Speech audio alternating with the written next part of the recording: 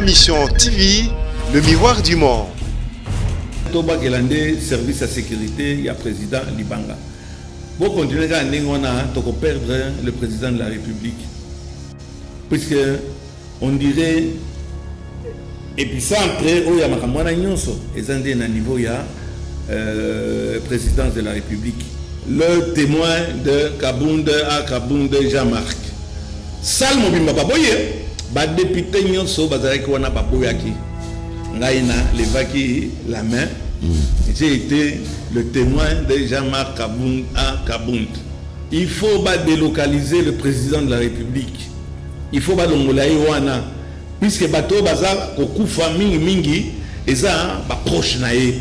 Hassan. Oh, aganga film. Namboka na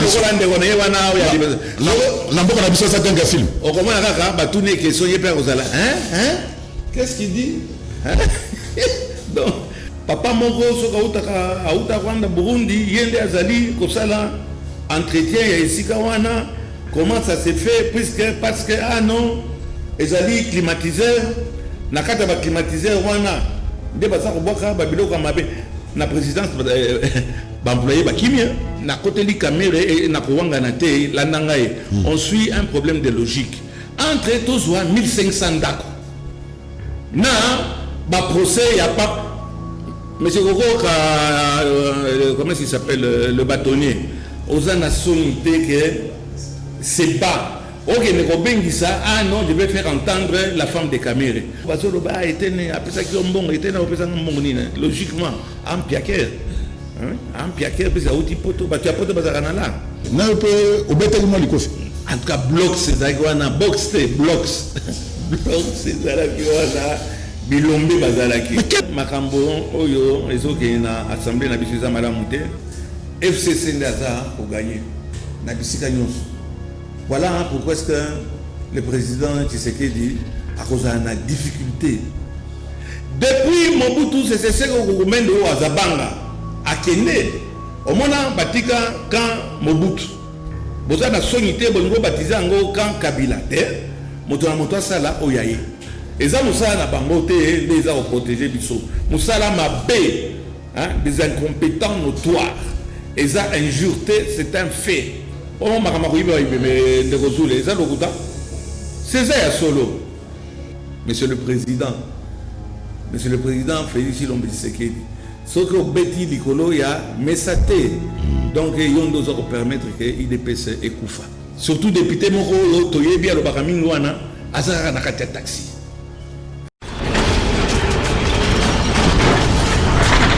Ma Mission TV, le miroir du monde. Batata ba mama bande kombote pe boye malamu na sembo ya poko ya lelo ndenge générique l'accès bino to komi na tango ya sembo. Merci na bino pour la fidélité pe confiance bozana na émission sembo ndeto lobaka yoko sembo émission ya lisolo sembo émission ya makanisi sembo émission to kuta na kapona kobeta politique pe masolo masusu matali kita ekolo. Merci lisusu ndenge boko na biso de partout. Équipe technique au grand complet Freddy Takedi Tata Mobicha Rodi Louadi Okuparbola Serge Makoso sous les moyens et puis pour tous les grands maestros na MCB à Mavinga bangonde bako de biso po bolanda biso na bandaku dans de très bonnes conditions. C'est moi pourquoi les autres passer bongo en revue l'actualité politique de l'heure.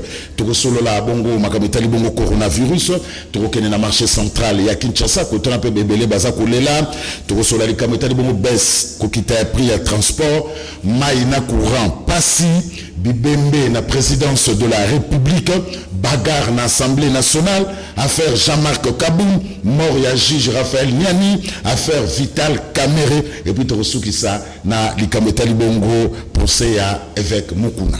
Torosolo yango na nani, Torosolo yango na député national élu, Yani Ngagabaloba, le mieux élu, ya ville province ya Kinshasa, le très populaire Leole Malemba, on a passé Mbote Mingi. Merci de Kozule, Ndenge, Okomo Benganga, parce que les bosses Zaïka, moi, Ndenge Wana, puisque émission Sembo, très suivie. Il y a toujours autorisation, pas dans l'exemple, de Molière. Très suivi, Zalawa, Zana Kinshasa, puisque Awa, Bikumu. Donc, tout là, tu as pas ganté. À vous, je suis à ta disposition. Allez, coronavirus, Molière, les Malema, député national. lelo soki bato baza kondimate ke corona eza na Kinshasa ebele balobi eza faute na yo Molière. Est-ce que vous pouvez se justifier? J'assume. Naza ko assumer yango. Na hier na lelo na lobby quoi que linga les a très pauvres hier donc na demain ils a lobby. J'assume. Il faut avoir le courage de dire que Elokoyo ça a été mal géré dès le début. À partir du moment que ça a été mal géré dès le début, à partir de Makambo tozo mona na Kinshasa et ceux qui na Kinshasa tozo mona Makambo ndingo ils bon intérêt za ndenge. Donc bato bazo ndimate. Ba masque comme o alingi alati te. Il n'y a pas de sensibilisation. Et je l'ai dit au ministre Eteni nabi yo lokola aux diaspora au comme ça siko yawa tant mususu ba réalité mingi nanu ozo saisir en beauté. Hein? Au moni ba gafe ya on a robaka je crois une émission moko sur yambangai ya Congolo, Zaïro, Burundo, Belge, Français. Donc il bandaki mabé dès le début. Donc ok na mabaka voyage batu ba okamata bazo kita contrôle les athées. Barrière nanjili toza na matériel té hein na cité makambo zo les gozo na ba citerne ya mai. Dernièrement j'ai fait passer bande passante na chaîne nangai mai ezate. Avant-hier na pourquoi mai ezaki a tesi comme côté. Balobaka o to tongaka wana sali yango le lendemain bato a régie des eaux o tozo zelaki ba changer ba PDG et komiko ou mela. Quand on voit que un PDG ça ne marche pas, il faut l'enlever. Boluki mutomsusu a ko résoudre ba problème wana. Mais au moins le PDG, il est là depuis 3 ans, 4 ans. Il n'y a pas d'eau, il n'y a pas d'électricité, mais ils sont toujours là. L'esprit de créative. Il y a créativité, ça les choses. Exact, je pense même que ça frise de l'incompétence. Puisque la personnalité n'a pas de mongoté. Dans le roi, c'est le 5 ans, maïzaté. Mais c'est toujours le même PDG. 5 ans. Au lieu de Kamata, Basomba, ba pompe neza en panne. Pompe Mogoana, ils allaient à peu près na 350 000 $. Mais besoin que nous sommes ba camion, ils ont distribué maïna, na bisika bati ba barrière et sans appel d'offres, sans rien du tout. Voilà où la zone et ça congolais de aligné mboka na été. Donc nazaki liko kalane makambo ya coronavirus, j'assume. Coronavirus c'est bon abatu. Talani ni bazo kufa na poto. Awe pa na biso ezali chance nzambe nde alingi biso. Nzambe nde aza ko protéger biso. Eza makambo yo ba ministre na ba responsable mususu eza musala na bango te nde eza ko protéger biso. Musala mabe, hein, des incompétents notoires. Eza injureté, c'est un fait. C'est de l'incompétence notoire. Oyo na ndenge makambo ezo kende ba savon ezate ba barrière, hein? On change de barrière quand on fait des roadblocks. Batunyo so ba yebesira nini akyo dusola, hein? Donc on voit qu'il n'y a pas de sérieux. Batu baza ko seka ba bien eza makambo lokuta. Et na likambo na wa ajouter makambo ya koyiba bibembe na ne baza koyiba ba bibembe. On makambo koyiba bibembe ndeko zule eza lokuta. C'est ça ya solo. Mais on ne peut pas dire tout bien non, ministre n'a pas qui bibembe.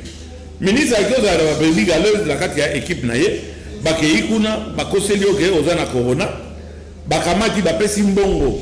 Wana so ozana corona ba okunda ebembe, so bakundi ebembe babimisi mbongo pano ke no kunda ebembe, nde batu wana o baza mingi baza na pembeni ya ministre oyo baza kosala et monsieur Eteni on dirait abandon comme akino parce que na kenenge pas d'ailleurs. Ah question na ngana tuna ngona yo critiquer mais ba mona ki osusu naye. Oui. Kenda ko ngana olugani. Ministre Eteni na bamba ki e ozomona question na interpella qui est na niveau ya parlement et c'est mon droit. Moi je suis député national il y a un ministre. Na za na droit hein, il y a ko interpeller. Na interpella qui est. Mais wana yego mona Pekozwa kamoko baye ko bwa ke la ngai ebembe na Molière puisque moyen bakamata bandi mango na kati ya ba mort nyonso ebei eboyi et Bembewana. Namoni de Kelingai, na bengi monsieur Eteni, et qui m'a répondu directement. Wana comme on a bonne volonté nae, parce qu'on a résolu le problème ensemble. Aïe benga maman yemo, aïe benga gauche à droite, les temps contact tout le temps nangai, un combo ya moto ya koufi fin de fin avec le général Silvano Kasongo, on appelle Siembote. Puis c'est grâce à Silvano Kasongo débat forcé porte ba policier wana botika papa molira kota na accord wana comme na kati grâce à Eteni ou avec le concours d'Eteni puisque moi j'étais là j'étais mon sous avec nanda konae mais na mona il est de bonne foi, il est de bonne volonté.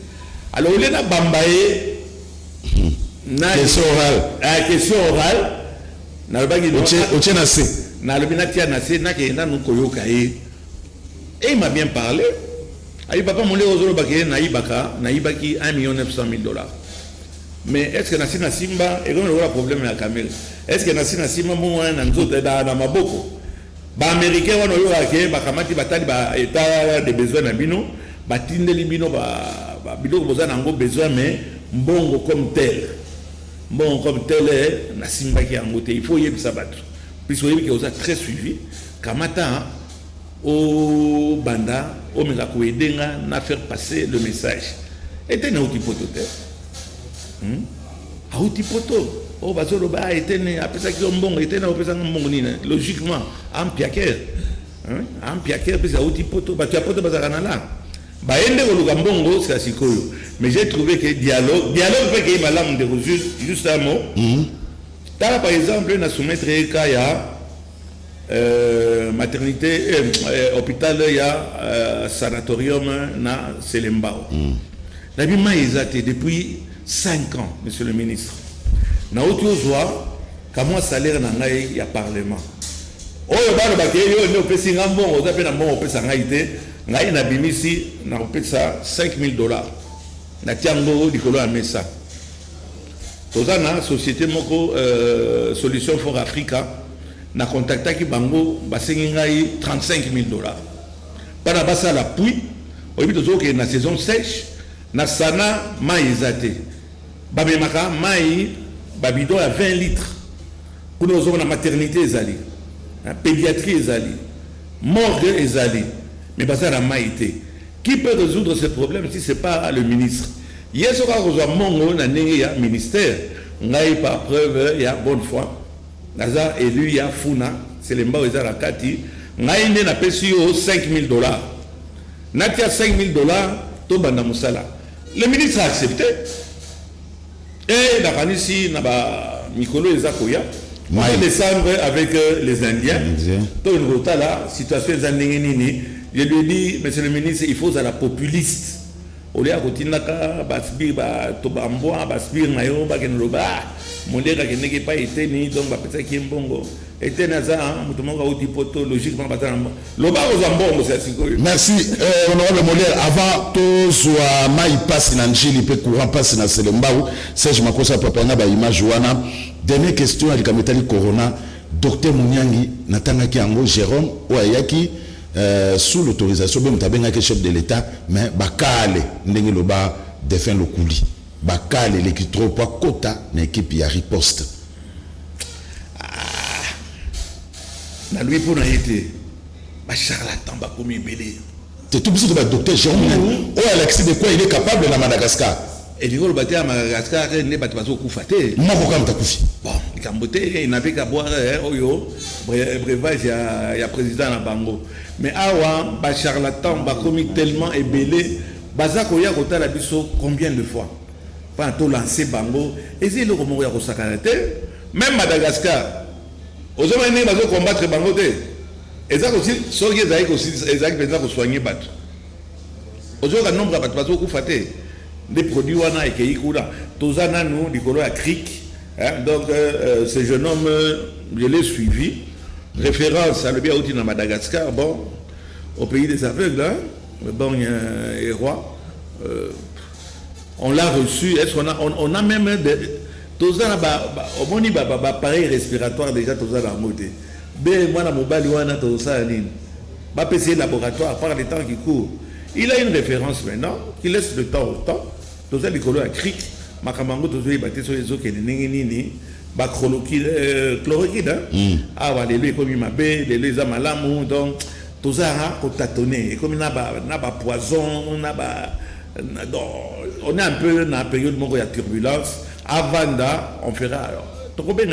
Voilà, honorable Molière, tout ça n'a pas image ébélée. Les lots, tout de moi rapide problème. Surtout on a dit que c'est un problème, il y a courant, passi, maï passi. Parce que c'est 2 mois, avril, na mai, tout fout à courant na maïté, mais comme il y a l'ikelemba. Tout ce qu'on parle était régi des zones nationales, l'ikelemba. Ceux qui vous en a couranté, vous en a maïté. Tout à l'heure, on a compris ça, Serge Makoso, n'est-ce pas maïsa passe na commune Angeli. Tout que Serge Makoso.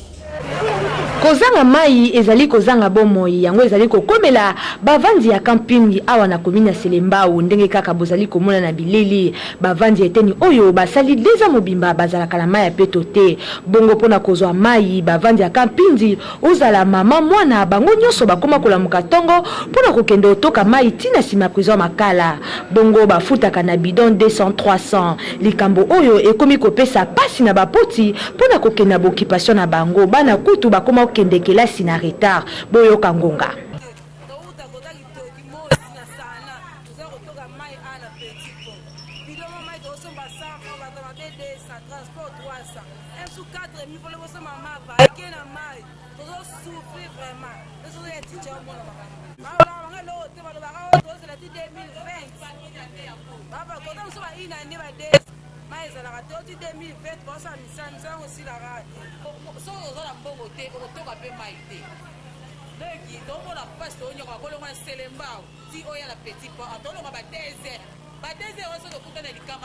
Mbula matari pe régie des eaux botala nanu likambo bandeko oyo pamba te bazali na droit pe ya kozwa mai ya bopeto ngonga ebeti. Voilà, waneza bongo mai pasi na camping na commune Selembao eza c'est conception na yo donc to resongela yo tout la suko au courant pasi na commune Angeli. Serge Makoso. Penya 2 semaines yango ekoki wutaka blemer oyo alimentaka courant tina quartier 13 Nanjili ezika. Ba agence NEL ba mekaki kobongisa kasi simba kite entre-temps population ya quartier 13 bazali na molili. Yango ezali kopesa pasi na tango oyo ya confinement population esengeli a bénéficier na gratuité ya mai na courant ndenge tata mokonzi ya pesaki. Boyo kangonga. To banana ko remercier mokonzi mboka parce que l'ingratitude est condamnable. Pour remercier, dans 2 moments, on a fait une gratuité. Il y a régi des zones nationales. Ça fait déjà presque 2 semaines. Donc, même pour les gakouches, éviter ceux qui ne m'ont pas il y a fait les simba à la montée. Il y a fait les simba à la montée. Donc, on met un peu pour revoir, éviter suite à Nini. Et ça, on n'a pas le mot de ça. Mais comme les a fait, en 3 côtés, on a l'embissé. Autre que la 2e semaine, tout le bas, sur les gens cotonnés. 2 semaines à 2 reprises mais bon ça quand le même jour bah ça action na bango bah meki relancer et réussir mais jusque là tout ça li des photos que à na bureau na bango donc rien ne marche éviter ça de vivre ndenge ni tout ça confiné mai ya malonga te pour ça bimaté éviter bango mo na agence ne ba ko revendre ça pour courante même pour une journée et comment tu mériter que ça confiné pour même 2 semaines. Isengeli koyeba ete molili oyo komite kobenda insécurité makasi na ngambu ya bilenge oyo babengaka bakuluna pona population ngonga ebeti. Voilà, merci na ba ndeko na biso ngonga ebeti ba petit biso ba image. Alors honorable Molière, est-ce que ce n'est pas régie de ça on a ko pour toi on a 2 mois gratuité à maïna courant au sala monako ba au sala monako et awa na profiter na kamata na interpeller mais c'est le PDG, hein, Yasnel. Nga esika déjà na zo vanda. Okomona immeuble ya ba libanais ezawana. Groupe donc cabine wana mubimba ba pesango pa ya libanais. Tongoti pourquoi okomona mbule za kobeta et pas immeuble ya ba libanais au corona zuri nani ba binga ngoni na boulevard mais et pas na biso moli les allées. On a déjà qui personnel, monsieur le DG, et continuer d'engouana, on va interpeller ton ministre et à quoi s'expliquer dans nous comment on a échoué problème il y a courant il n'y a aucune amélioration, ça ne va que de mal en pire de Kozul. Et là, on dit que ça. Kamata Bajan ya SNEL. Oh, Nakadozo na SNEL. Kamata Bajan ya SNEL. Baza d'abord, Bazali ba journalier. Baza engagé. Baza continue bango sur le terrain, on ne les paye pas. Babibo Kamatande, bon, nous ça la recouvrement. Na recouvrement wana, na mike wana beaucoup terroriser la population. Nde yango baza kofuta bango, mbongo na bango. Yo zo mona un journalier qui a déjà fait 8 ans. Azali kaka, il y a un nom là, c'est pas grave. Temporaire, ceux qui. Temporaire, oui. Pardon? La temporaire. La temporaire. Régie des eaux. Mais c'est le DG de la régie des eaux. Ce que vous avez fait, la tête, vous avez fait, pas la gueto longolayo, pas longolayo. Et je pense qu'on est assez influent. D'abord, la presse. Vous allez influent, pas na robimisa, makambozo sala. Le rôle d'agent, il y a régie des eaux. Baza les sous na esika qui nous terroriser batouté.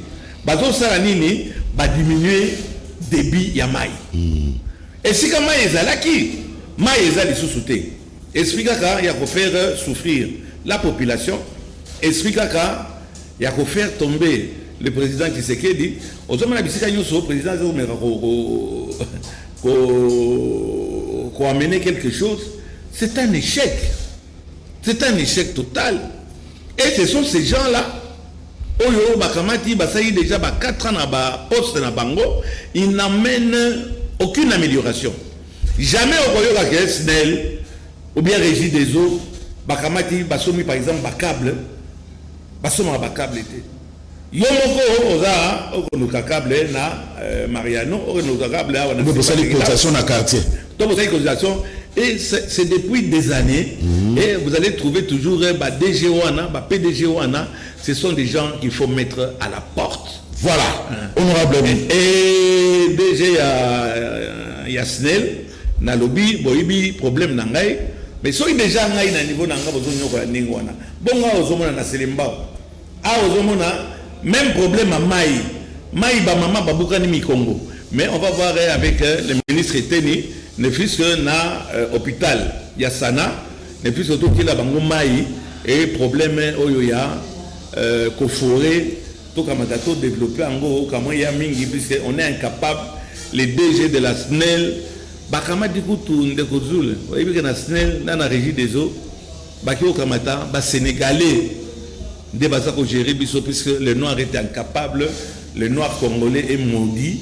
Et voilà comment est-ce que la population a vu ça. Voilà, honorable Léon Le Maleba. Alors, tout que moi, rapide marché central. Il y a Kinshasa, Lelo, Ezaya Kokangama, tout le monde n'a pas rempli Willery, n'a pas maman Moussouba Petsi Bangwana, Paris Bazo Bongissa, Kalembelembe, Babimisi Bangwana rempli Willery, mais la place de la voix du peuple, ils allaient à la place de la voix du Zaï, croisement Itaga Kassavubu, place Bazo Beta Nbol Kala.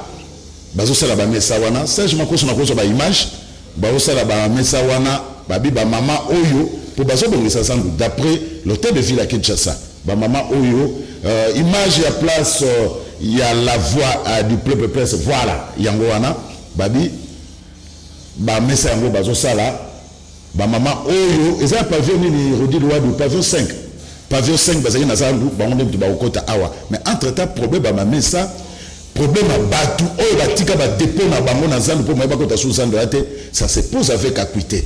Honorable Léon Le Malema, yosa molobeli à peuple. Et aussi mbate, owana eza échec. Ndenge ba osala boba mama la koteka na place la voix du peuple. Ça là et total là, heureusement que na mbulango aussi là. Total là. Bazo curé, ba tena ba prise, kitoko be. Ko curé wana ba curaka normalement il faut pas curer na saison sèche. Oh, le curé n'est pas là, on les petits, biloko wana nyonso, et zongi, de kozule, wana bozo bate. Tala babisika ndenge ekangami. Bato bakovanda ndenge nini. Bako te sere ndenge nini, et moto, yo mama, olongwe na balabala munene, pwana okota na ndenge bato bakotonda wana, nako yisa de kozule, et kosimbate, bato wana nyonso, bakobima. Lisusu Nakasafu bakobimba lisusu tobeta mondenge na beti mondenge bakobimba lisusu o bazande koyenga yenga Jantini Ngobila On a obtenu le message, monsieur le gouverneur. Munda, honorable Léon Le Malemba. Et Rosala, Mikoloboni, de Kozule, et Rosala, Mikoloboni. Tout le monde a des initiatives, il ne faut pas être au-delà négativiste à tout moment. Mais je dis tout simplement, il fallait que, étudier en gros, Bakamatana ville, et Sika Libanais, on a Tongi, Babouka. J'attends que Baba qui confirme après confirmer au Bouka. Alors, au moins, Libanais, on a au Sarana, Hassan.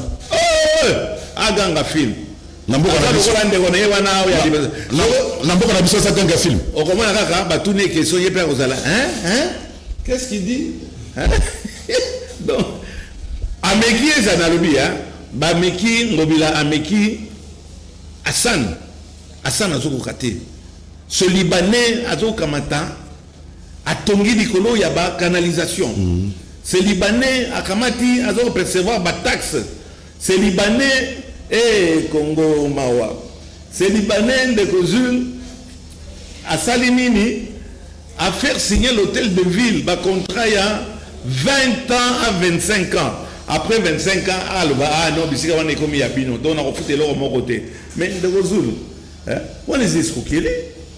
Ça c'est déjà après 25 ans. Mais Bino, on les a déjà amortis, non? Donc il faut pas qu'un matin, j'encourage le gouverneur de la ville. Accompagner, on va commencer la campagne pour que papa wana azonga na mboka na bango za xénophobie ake no luka ba taxe ya bazando et pas na bango awa yo libanais oyo kozwa ba taxe sur le sol congolais et puis tu dis que tu vas occuper cet endroit là pendant 25 ans et après 25 ans ozonga c'est la biso yango toi bazoba voilà honorable Léon Le Malemba tout évolué. Carburant Ekiti, bout au monipé, transport Ekiti. Serge Makoso, transport Ekiti. Communiqué officiel Nabakinoise et Kinois. Ministre national a signé qui arrêté dans le 5 mai 2020 pour la ville de Kinshasa, Taro ya carburant Ekita. Yangona Mokonzi, ya ville à Kinshasa. Son Excellence Jean-Tiningo Bilambaka a belaki commission au babengi tarifaire na kati ya commission wana ezali ba konzi ya province ba partenaire ya SECO ya MUC ya PEVCO ba corporation nyonso ba chauffeur na ba expert ya ville ba professeur ya université bazali pour batala makambo ya prix ya transport na bila Kinshasa na suka ya réunion bayokanaki que ba prix ya transport ya ville ya Kinshasa Ekita bongo ba prix va fixer yango selon banzela ba bus za kozwa to bengi yango ba itinéraire na itinéraire ba prix nango ekitaki mais na oyo tali ba taxi bus ba taxi collectif o ba nyonso ba kotaka ba talo nango to kokabola ngo na bare ya bus et qu'on est na ba radio pe na kati ya ba journaux pour na bus esprit de vie talo ezalaki 700 francs et kiti na 600 francs congolais ba bus nyonso ya Transco talo ekiti te parce que ba talo o ba fixaki pour na bus wana l'état atalaki que ezali ba bus eza ko sunga moto nyonso ba talaki yango parce que dans le milieu français eza la caractère social boyeto sengi na baninga na biso ba chauffeur to boyi langage ya tracasserie bakanga yo a tracasserie to boyi mutu oyo akobakisa ba prix ya transport to boyi makambu ya demi terrain to boyi makambu ya kosolola bien nyonso wana bakonzi bayebi yango to pesi poso mibale toza kotala soki tomoni ba réclamation eza koya epai ya peuple to ko déployer ba inspecteur ya transport pour bakanga baoyo bazwa batoyo bangongi tozali na tango ya pasi tozala kosalisana na tango oyo ya coronavirus tosengi solidarité na moto nyonso na kinoise. Voilà, merci Serge Makoso. Alors, honorable, transport Ekiti. Nde saini. Kabato aboya ba français milai nde saini. transport yango bakotambola yango na banzela nini banzela nyonso on dirait tsunami nde ekoyeli mboka nde esali nini quand on met des bêtes ponts ozomona basaut de simbiliki soki ya banini ozomona ndenge nini ezosala embouteillage. Et ça bien pour la population. Et ça bien pour la population. Il faut encourager cela. Non, puisqu'on n'a pas étudié cette histoire-là. Au moment où on a découvert, et bien aussi la terre, parce qu'il y a un côté, Tokota là, ce qui, maman, ce qui faut dire, Tokota là, ce qui embouteillage est diminué. Embouteillage est diminué. Cette histoire n'a pas été bien étudiée. Bana, tu as vu des gens au Tambola, on a 2000 litres. Au lingo mata, Nicolo, il y a saut de simbilik na monté wana carburant esili kuna na sima ba mitra etondi pala romatisation kama pont wana ba ekosimbaté puisque ça a été fait dans la précipitation pour gagner de l'argent pour escroquer de l'argent simbiliki wana pont wana ekosimbaté ndeko zule na beti lisusu na monde ngawa pas parce que les souhaitait et le moko mabe mais on n'a pas étudié cette histoire comme il le fallait et Kosimbaté, mais ce n'est pas grave. Transport local équité Kosimbaté. Transport en eau. Pas au Ramata, au ta ville. Pas au Roma, Nasosimat. Au Sali, 2 heures du temps. Carburant, bien sûr, équité. Mais quand tu fais 2 heures du temps, Nakatia Ketch, 1 litre naïo, 2 litres naïo, Kamati et Sili. Mais chauffeur Wana, il besoin de 3 tours, 4 tours. Les lois de Kaka. Tour moko. Comment voulez-vous? Oh, je les connais, on va en bureau climatisé. Na climatisé, on va faire ça et ça. Puisque les courants na bango et ça m'a fait. Donc ah non, bah comme empoisonner bateau, na katia ba climatisé. Moi, je suis pessimiste de nature et naïf que est-ce que la population a senti que on a réduit le transport, le prix du transport parce qu'on peut être à Makolote, Inde. Pendant comme ici, il faut 2 heures, 3 heures du temps. Donc, je suis pessimiste. Il y a Mabé, il y a Noir, et ça, honorable Léon Lembalemba, mon bien Nabiso, na Sembo Pokalelo. Alors, attaquons la politique. Honorable Léon Lembalemba, ba mort en cascade na présidence de la République et Komiko Bangisa. Encore une fois, on va en Tokolobanine. Toba qui est là, ministre de la Santé, Libanga, ou bien Toba qui est là, service à sécurité, il y a président Libanga. Pour continuer à perdre le président de la République. Puisque on dirait, et puis ça après, il y a Makamwana Nyonso, et ça à niveau, il y a présidence de la République. Au palais de la Nation. Au palais de la Nation. Il fallait, Bakamatana, nous, pour la sécurité. Aujourd'hui, on a bamboka le club des États-Unis, banini. Yo et si yo président, ozo vanda batobazo okufe belo autour na yo, il faut pas kamata ba délocaliser le président de la République. Ba longola wana. Bon ça que notika yé de fisque atana ba oya ba bisike be. Na ça la pèse okunate. Li kambote mais na entourage nende batobazo okufa. Nde ozo ko biano papa moko soka utaka auta kwanda Burundi yende azali kosala entretien ya esika wana. Comment ça s'est fait parce que ah non ezali climatiseur na kata ba climatiseur wana nde basa ko boka ba biloko mabe na présidence ba employé ba kimia basa ko ili susute pana elengi ya mona kamata na kufa hein donc ya ngona ozomona botinda lego yo ba curriculum vitae bato ba besoin ya kosala ya koluka musala boke na présidence comme ça boke no kufa. Il faut pas délocaliser le président de la République. Il faut pas l'ongolaï wana. Puisque bateau baza kokufa mingi et ça ba proche naé.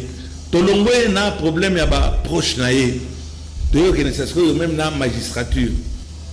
Voilà phénomène nini. Ba juge non sota la juge moko kitoko. On espérait qu'il y a elo moko malonga ekobima. Ye wana badame Tonson de la Likambo à juge. Alors, affaire Jean-Marc Kabunda. Ça, je m'accroche. Torota Bitumba, où est-ce qu'il y a vote, il y a destitution, il y a Jean-Marc Kabunda. S'il vous plaît, honorable Élysée, Voilà, nous avions annoncé que vous alliez créer des incidents. Voilà, honorable Élysée, voilà. En fait, s'il vous plaît, voilà. Je crois qu'on nous avait annoncé que le groupe UDPS créerait des incidents pour ne pas permettre le rejet de... S'il vous plaît, nous suspendons la séance. Nous suspendons la séance.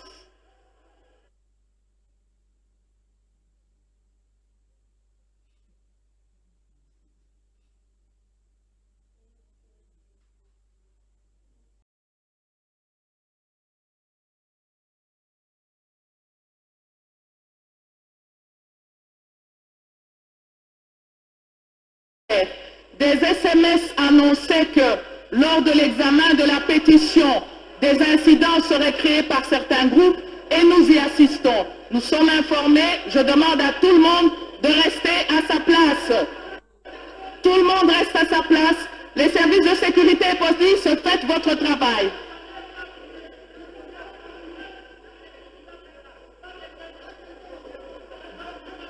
Non, le règlement est clair. Le règlement est clair. Le règlement est clair. Non, s'il vous plaît, que chacun reste calme. Que chacun reste calme.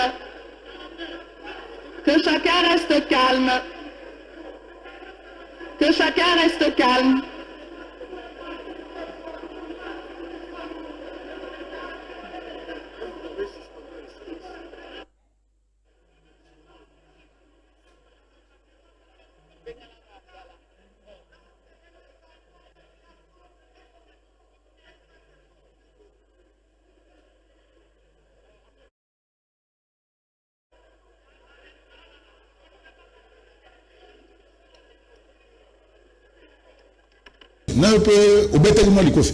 En tout cas, blocs, c'est ça qui est box, blocs. Blocs, c'est ça qui est bilombe bazalaki. Mais quelle leçon aux populations a-t-il tiré? Quel exemple, honorable Léon Le Malemba? Est-ce que tu mérites ce matin honorable? Spectacle désolant au Batba assistant qui n'a pas. Donc, entre Yango, Nakolala Pongi, qui est pour, qui est contre, on commence à travailler, on commence à critiquer, on commence à faire notre travail. Avant, ils allaient qui vanda, la Pongi, ça c'est quoi, bon, cause oyo babundelaki. Bon, mais on a trouvé ça normal, et ça démocratique, mais ça normal. Il faut s'assumer, mais bagarre wana et salami puisqu'on devait voter.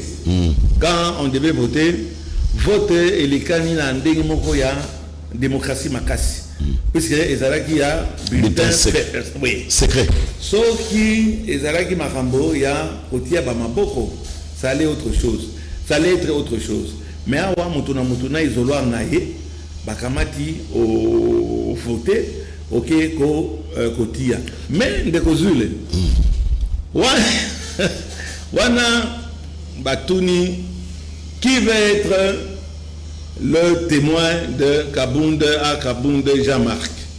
Salmo bimba baboye, ba député nyonso bazareki wana baboyaki. Ngaina levaki la main. J'ai été le témoin de Jean-Marc Kabunde à Kabunde. Nazaki témoin naé. Qu'est-ce qui s'est passé avec Jean-Marc, que je connais très bien, qui est un ami? Qu'est-ce qui s'est passé à arrogance? Bénéficié plusieurs fois à Lingoyate. Et bon, c'était démocratique. C'était démocratique. Et Batouana Tasko, Bamouki en retard, donc là, la Mouka, Bamouki s'invité, Ndebitumbaye, Kobimawana, mais fin de fin, la volonté des votants, la volonté à ma députée, et ça dit qu'on l'a dégommé. On l'a dégommé. Pour moi, je trouve que c'est très malheureux. Puisque Pembeni, président de la République, vit des autres continents à Salema. Donc, Balongo lié, n'a pas raison, et politicien. Bayebi, n'a pas raison, mingi politique, n'a mingi makamba social, mais elle est dans toute transparence. Bon, voilà. Si on a reçu la parole, on commence le rôle à moi, messieurs. On a le banin, en fait. On a plein Bon. Président, tu peux aller. Abo, on peut savoir parole. On a le banin. Non. Pour monsieur Babo, on a le banin. Bon, ça va. On a le banin. Non, on dit que Makambo, Oyo, les autres qui sont dans l'Assemblée, n'a pas Madame Mouté, FCC Ndaza pour gagner. N'a pas voilà pourquoi est-ce que le président Tshisekedi, à cause de la difficulté, il y a aucun état fait un mandat à Salapé Moussala Moko ya Malam. Puisque l'Union a décidé et qu'on est en assemblée. Sur l'assemblée majoritaire, il est tout à fait normal que Makamounio soit ça et ça qu'on est bien. Ngai ba beti ngai ba kangi ngai. Assemblée nationale nie. Ba député nyonso nie. Pas nini naza monto FCCT. Nga nazali sans domicile fixe, naza SDF. Le roi balongo ya biso na esika ya baeti na AFDC. Donc on va SDF sans domicile fixe. Donc ba beti ngai, ba kangi ngai, ba longolinga sapato assemblée nie. Mais il y a Jean-Jacques Bemba. Mamba, c'est tout. Ata Mamba, ta bon. Aza collègue na yo, vous allez dans l'Assemblée nationale. Oh, Nasaraka Berer mingi na bakombo. Voilà, Jean-Jacques Mamba. Jean-Jacques Mamba. Votre collègue. Oyo, Olobaka, Aza ya MLC, les lots batoualobi, Azande, Moutua, FCC. Donc, Jean-Jacques Mamba, député national élu contre le mouvement de libération du Congo. Likambote, Naliki na Bavois. Bon, mais c'est ton collègue quand même, minimum. Le respect réciproque. Je le respecte beaucoup. Voilà. Je le respecte beaucoup. C'est mon jeune frère, je le respecte. Mais oh, il y a député le Rolangai. Voilà. Bon, comment dire que ça y est Likita, pendant Balobi Makamboya, 7 millions de dollars pendant que ça là, congrès. Likambo et Kweseli Kabundi, Yango Anate. Bilo Bokanen Zasko, Wana, soupçonné qu'il a fait un faux et usage de faux. Interpellé Bakangiye. Talandenge mobilisation et Salimaki. Talandenge présidente ya Assemblée nationale Mama Mabunda. Talandenge a s'agité y na bureau na ye. Bala bakamata balongola Jean-Jacques Mamba. Maintenant je regrette beaucoup. En tant que les députés les plus élus, na Bambi, na Sengi, motion et incidence. Ils ont tremblé. Puisqu'il y a encore qui na Boubou, bien na Boubou à Kolekate, na deux filles, cravate moko. Luka Moutaope Sanga, c'est ce que vous faites. Dès mon appétit, il y a bino, nano Yves Kankonde, Tala Yves Kankonde, n'est pas mon. Vous avez comment est-ce qu'il est mince? Aïe, on peut s'en veste na ye. Pendant qu'on a l'eau. Mais na moni na côté ya la présidente a tindé un bango dossier. Donc mon a wa nazo qui n'est pas nazala témoin ya Kabunt ba pesi na dossier. Na dossier wa Nathalie la présidente m'avait écrit. La présidente avait protesté. La présidente a demandé à ce que mon bateau babeta kingai bakanga bango. Mais j'étais satisfait puisque service à courrier naie nan bapesanga mukanda wanade. Na ba cravate wana na longoli yangote. Tant que otangi na longoli cravate inutile la motion. Na bengi na bi bokata motion nanga et aujourd'hui voilà, je m'entends très bien. Ka moi tobe na ngoni bolingo. Ezongi na madame Mabung. C'est ça, Madame Mabunda, oui, on constate l'erreur. Tozongi, le courant passe. Ce n'est pas pour autant que Sori Logo est simbité, je ne vais pas tirer sur elle. Tose la Badjip, Madame, Tose la Badjip. Député Mingi, Bazo Tambolati, les loyo, dans taxi. Surtout député Moko, Toye, bien le Bakamingwana, Azara Nakata taxi. Tose a besoin, au premier temps qui biso. Au rebondissement social, déjà le salaire $4 700. Encore il y a un dame. La banque est allée à Freeland, à ça, le crédit. Et ça dit bon, on a chaque fin du mois, on va permettre à Moussousou, au bazar à Moutoukate, au bazar au Tamblati, on a un taxi. On a besoin de l'équipe Moussous, on a un jeep. Moté mais ça la passe puisqu'il n'y a pas de député. Voilà. Il y a pas de droit. Honorable Malemba. Alors, pour aussi ça faire Kabound, L'IDPS est formel. Il n'y aura pas les remplacements à Jean-Marc Kabound na poste premier vice-président de l'Assemblée nationale. La déclaration a été lue hier. Le poste, selon l'IDPS, restera vide. Écoutez, il ne faut pas vouloir, il faut pouvoir. Et le roi n'a pas de n'a pas Kabound, n'a pas un secrétaire général, comment il s'appelle Kabouya. Il y a un boss. Il y a un patron. Comment il dit Naza Moussikate. Naza Moussikate, côté à droite, Naza côté à droite, mais au moins na vanda qui puisque bato makasi bazaki wana ke bana bato IDPS na ba biceps bango bakamete basakanité. Ouais, maman atokaki, hein. Maman atokaki a poudré et c'est normal ce qu'elle a fait, elle devait se protéger. Mais on était dans le problème, il y a IDPS. IDPS va y avoir c'est ni Kabound, ni le secrétaire général Kabouya. Il y a un boss, il s'appelle Félix Tshilombo Tshisekedi, il est le président de la République. Azali, autorité morale et IDPS. Et à un certain moment, Monsieur le Président Félix Tshilombo Tshisekedi, ce que Betty Nicolo y a messaté. Donc, il doit permettre que l'IDPS écouffe. Il serait temps que le président Alaksake, c'est lui le boss. Ce n'est pas Kabound, ce n'est pas le secrétaire général, comment il s'appelle? Kabouya Augustin. Kabouya, hein, Babilo Kazo Okoma, mais autorité morale Azali. Est-ce que vous avez un FCC? Na Kingakati. Bolinga te bako benga bino nyonso inde na Kingakati ba yebisi bino. Voilà ce qui va se passer. Mais IDPS c'est ça au Koufa. Ba dauphin ba komi ebele. Ba décision est komi ebele. Toza ko banga ke to komona ba wewa, ba ko la trouble na kata Kinshasa. To moni ba wewa.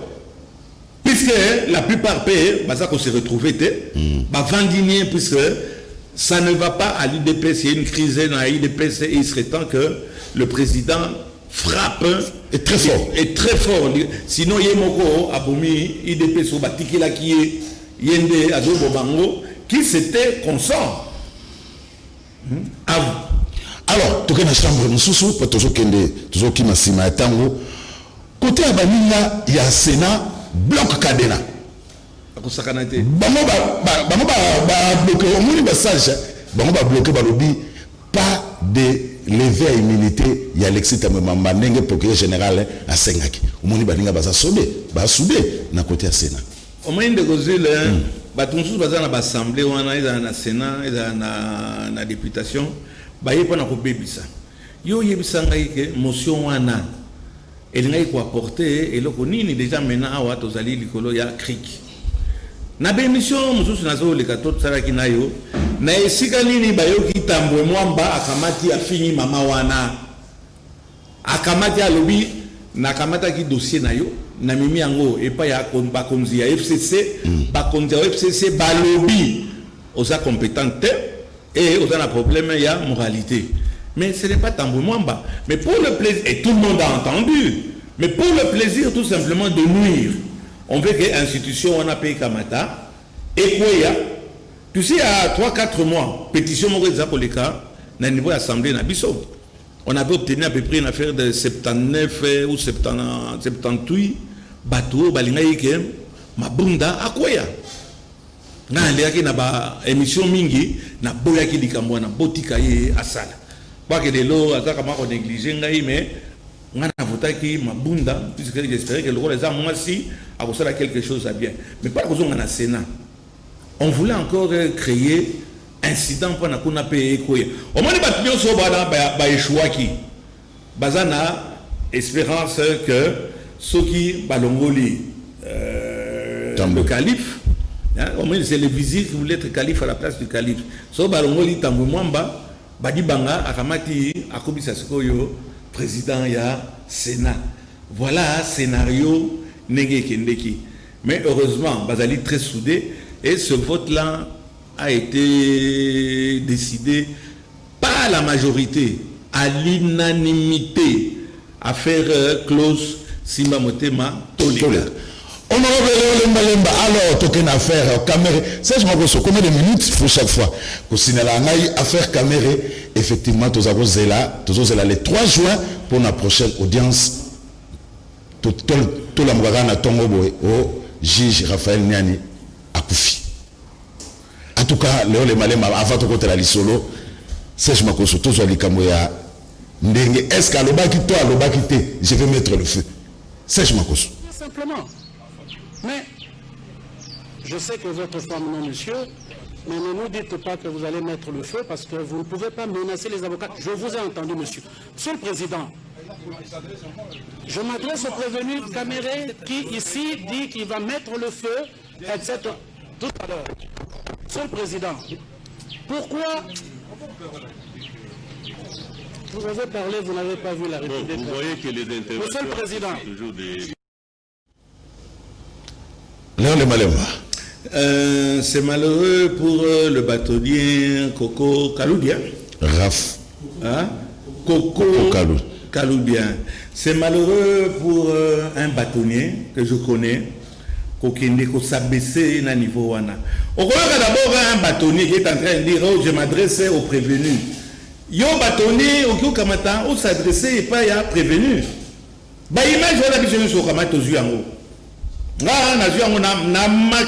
matisi au maximum volume toyoki caméra à lobby en goûté mais yé akamati yende à lobby yende ya yé et yokani et puis tu t'adresses à caméra c'est très bas yo en tant que bâtonnier comment tu dois t'adresser nalika momoko to lobby bien il a inventé hein azako inventé procès wana 2-3 mots là-dessus un de Kozul. Procès Bazako Sala, ezali pour que toyeba 57 millions de dollars et que yuapi. Procès on ezali procès politique. Et ça procès politique pour un nini 57 millions, il y a des gens qui ne se sont pas retrouvés. Oui, la rétrocession, même le président Ibili Kambouana, beaucoup de gens ne se sont pas retrouvés. Alors ce sont des règlements de compte. On est en train de chercher 57 millions. Il y a un Libanais qui est là, il sort, il dit, moi je reconnais, j'ai eu 57 millions. Et ça parle de 1500 ndako. Ndako ya banani, il y a des soldats, il y a des policiers, il y a des militaires. Depuis Mobutu, c'est ce que vous mettez au Azabanga, à Kende, au moment batika quand Mobutu. Vous avez sonité, vous avez baptisé quand Kabila. Moto sala oyaye. Mais Félix Silombo Tshisekedi aye akanisi ba soda. Ce qu'on dit ba soda on ndenge baza ko vivre a wakaka mosikate na kan kokolo. Sur 5 mètres carrés, 2 familles avec au na 6 enfants, au na 11 enfants, comment na kati kaka rideau. Gangwana ba soda wana ba sala attention na pourquoi balinga kolia ba madesute. Puisque ce qu'on lit m'a déçu. Bureau nani obele elamba ozo c'est quand même même bana na yo moko na bano ya voisin ba ko manquer au respect. Alors bozo lingotika ba soda na biso dans des conditions malheureuses. Oh mon appétit bangonde bazala prendre na front. O yibi ndeko zule on peut ça un peu plus de minutes na likamwana. Oyebi que soldat soit qui na front à Koufi wana azongi so azana chance à kozonga kaka mukolo ba okundaye ma bakamati mwasi na bana dehors moto mutusu akamati aye ko remplacer. Alors vous voyez que le président de la République est choqué. Et ça qu'il y a 300 maisons pour naba militaires. Ba yo comme on a 700. Toyoka ki biso nyonso. C'est le président qui a négocié. Abiyo libanais. Ce qui n'a pas su 1500. Au kitsa talo de monier bakamati bakitisi talo. Talo wana c'est le président qui est au courant. Le président, je dis bien Félix Chilombo Tshisekedi, il n'y a pas d'autre président. Azaki na souci wana depuis Mobutu. Batonga ka pa na basodate. Basoda balala kaka na babisiko na okotanga wana. Mais bokamati sikasikoyo. Nous avons ndimi alobi ngai nde naza na ndimi 57 millions eze pa na ngai. Na pesa ngo epa ya neve na ngai etali bino na nini boyokaki ye moko nakamata napesa 5000 etali bino na nini bino oza na besoin ke natongela bino 1500 maison mpo na basoda na bapolisier bandaka wana esi ekomi nasi natongi 350 bacontener eza awa na Matadi eza na Tanzanie bokamata bofuta et bokomona bozokanga ngai awa pamba les 53 jours d'aito sala na kati ya prison alobaki il devait faire au moins 150 maisons supplémentaires awa bapoliticiens na bapoliticiens véreux ceux qui ne se sont pas retrouvés bokamati bomemi yango na justice eloko ya justice Jules Bomombe eloko ya justice ekopesa eloko moko te pe okomona mbongo wana elimwe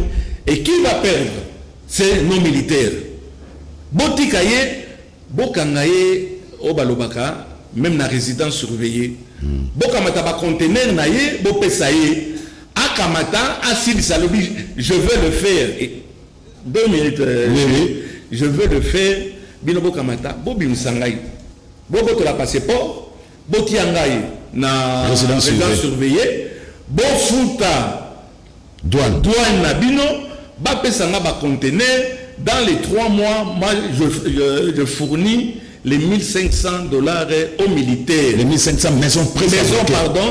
Aux militaires. Alors, bon, préférez que vous kanaye plutôt que basoda na biso bazwa esika ya kolalaka ata olie madesu ndenge olingi oze pa na yo. Mais ce qui est malheureux yango wana mais c'est le juge na oya koya. Parce que oya zalaki wana tozali sentir que kamwa espoir ezalaki libérer libanais boti aye na résidence surveillée akamata asa la biso bandako camere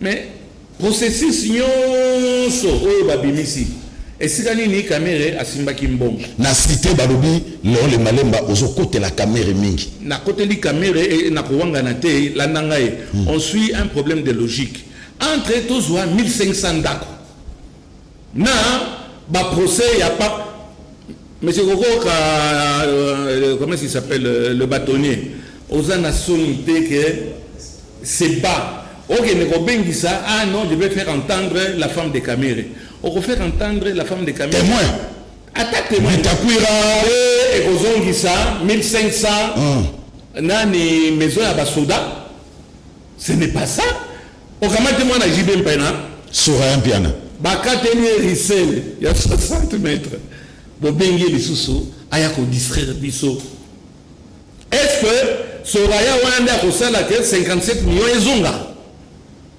tozana besoin olinga caméra était ça c'est pas le problème le peuple congolais a besoin ko yeba 57 millions na yeba sai nango nini libanais alobi na zwaki yango na soli déjà bandako eza wana bopesanga liberté provisoire ou bien botianga résidence surveillée quand Jean-Jacques Bamba Debo Kamata bopesa ye je n'ai rien contre lui hein ce n'est pas pourquoi 2 poids 2 mesures camere lelo bopesa liberté provisoire aoki mana mboka nini bo permettre bango wana nyoso nde babimisa 1500 maisons préfabriquées ya basoda c'est ça que ça doit être notre préoccupation.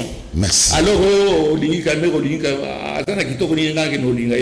merci honorable Ole Malemba 2 minutes Message Suka potoka bwana na mokola lelo nakanisi Jules message ezaka nini pas le ventre d'abord le peuple d'abord.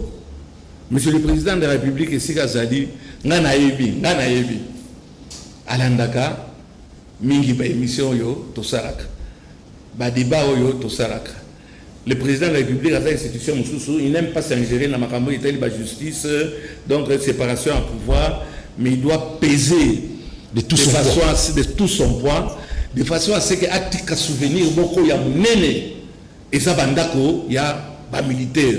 Monsieur le président de la République nde ozomona actuellement il faut être populiste. Les présidents n'a pas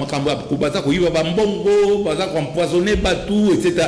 Les maisons sont là, à Kamata, apaisées, botikana nous ba makambo ya bino moko ba combat ya bino moko bokamata bo permettre libanais wana à salarié 1500 lui il est capable on lui donne 3 mois il donne 1500 na bomba ye na kati ya prison libanais wana ba kolobisa après singa mbombo na ibiata comme na ye na zo yebate to penser pour na peuple na biso to penser na basodo baza kolala na kan kokoloa même quand fungula ba kan fungula oyo ba koma principe kuna kolia madeso na pourquoi ti ba permettre bango pe baza na bandako ata osali ata ndenge nini et pasola kapé draté à vous. Merci honorable Léon Lemba. Merci Dodio. Merci na bino bande ko bateli nde bozala ke bela kolanda biso to komi na suka merci nde bonanda biso de partout ngala bino nde to koteli mbala sima na ngulu ya Nzambe toujours botikala malamu.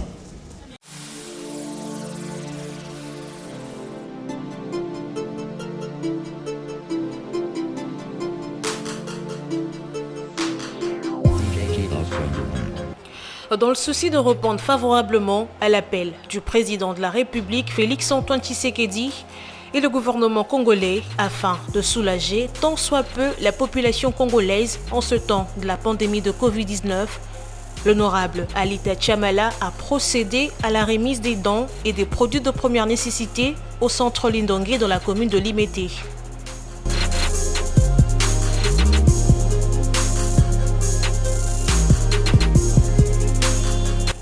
Toujours présent, mais représenté par Maître Frédéric Kwamba auprès du cardinal Fridolin Ambongo, l'honorable Alita Chamala a dans sa jupe vestiaire 3 conteneurs dont 50 cartons de mayonnaise, 100 cartons d'huile végétale, 200 cartons de tomates, 500 sacs de semoule, 500 sacs de sel de cuisine, 500 sacs de riz, 1000 cartons de savon Lecoq, 1000 paquets de jus, 1000 paquets d'eau de 75 centilitres et 1500 masques médicalisés, plus une enveloppe fermée.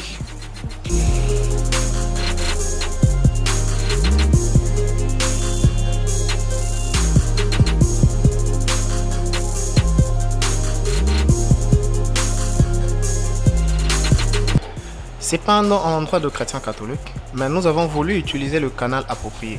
C'est-à-dire, nous nous sommes dit en déposant ces effets entre les mains du cardinal, il saura les orienter aux nécessités. C'est-à-dire, là, on voit l'être humain. Le cadre est humanitaire, que c'était ça.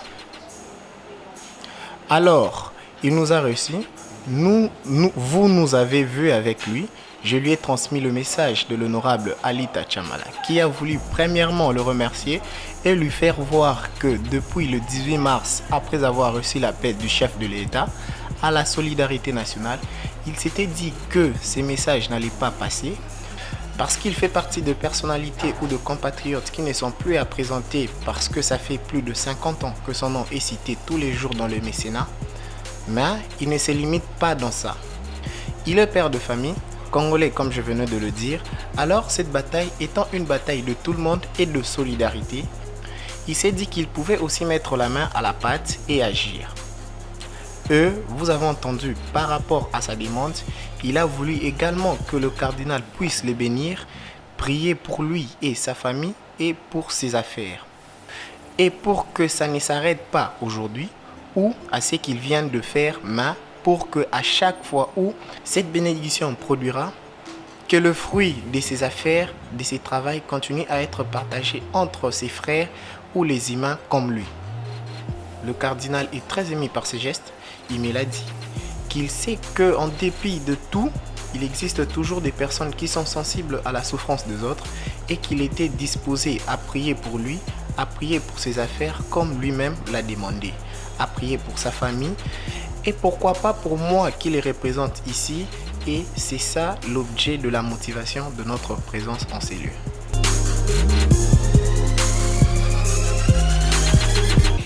La déléguée du cardinal Fridolin Ambongo, la révérende sœur Kaline Mampouya, a également donné ses impressions. Cet avant-midi, nous sommes tous témoins de la grande générosité de l'honorable Alita Chamala, qui, à la suite des autres, a accepté de mettre ses moyens à la disposition du service de la charité de notre Père archevêque, pour qu'à son tour, qu'il relaie cette charité à ceux qui en ont le plus besoin. Notre mot, c'est un mot de gratitude et de remerciement et nous rappelons que son éminence a rassuré qu'il allait prier pour tous ses bienfaiteurs et particulièrement pour cet avant-midi, pour l'honorable Alita Chamala et tous ceux qui travaillent avec lui afin qu'il aille de l'avant.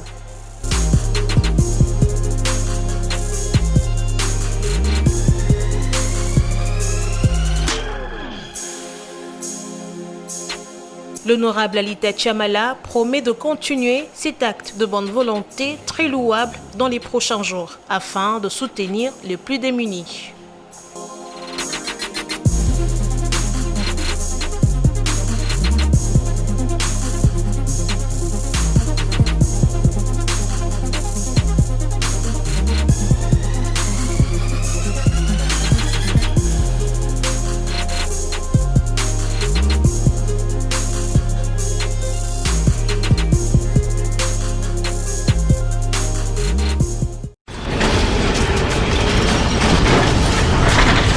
Ma mission TV, le miroir du monde.